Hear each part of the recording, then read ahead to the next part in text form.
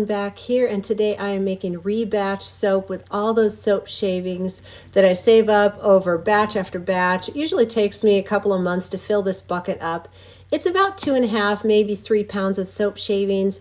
And believe it or not, all these different fragrances and scents and types, you'd think it would make a car crash of a scent, but it doesn't. It actually just smells really nice. A lot of the fragrances have faded a bit, and once they all melt together, I have never had a rebatch that smells odd. So I like to put milk powder in. I've done coconut milk powder in the past. Today I'm using heavy cream powder. I do about 4 tablespoons. It just makes a really creamy lather. And I think it's wonderful on your skin. I do sodium lactate in there, a couple of tablespoons of sodium lactate, and that helps keep it fluid as it melts down. Here is about 3 or 4 ounces of water. You can always add more, so I like to start out light on the water, and then I put the cap on my crock pot. It is on high, and I let it go for, this batch took about 45 minutes to an hour. This has been about 15 minutes, and I like to give it the first stir down here. It's not even really melting yet, but it's starting to sweat a little, and I want to get those milk powders blended in really well. So just blend it, and I'll pop the lid back on and let it continue to cook until it's melted almost all the way. When I rebatch, I don't like to melt it all the way. I like having little flecks in there like a confetti type soap, so I don't melt it all the way. You'll see at the end, I just think they're so pretty when they have little teeny flecks of other, a little bit of color in there.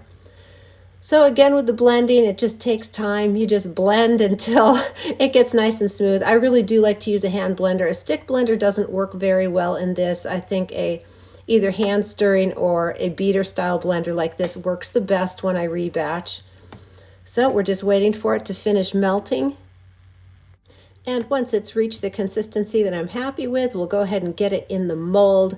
Here is some titanium dioxide, because that's kind of a dark, muddied up color, and this just makes it bright. It also added a little bit more liquid in there. I use water-soluble titanium dioxide, so it blends in great, and it just lightens it up so that the little flecks of color pop through and look really pretty when it's all done.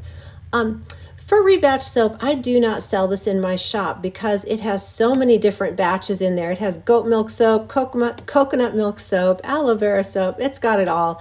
And the different fragrances, it would be hard for me to label this. And so this just becomes family and friends soap because it's so cute and I hate to waste.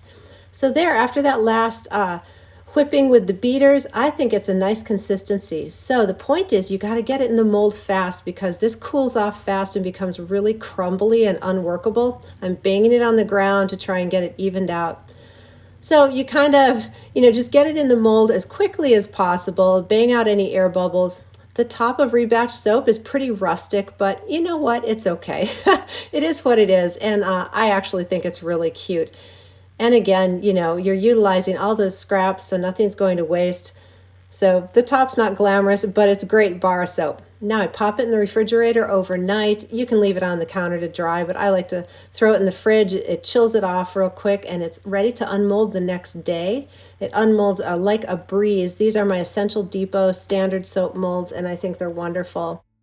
So now it's time to cut this not so glamorous loaf into bars, and I'm using my single bar cutter today. I got this on Etsy years and years ago, and it's just been a great thing to have.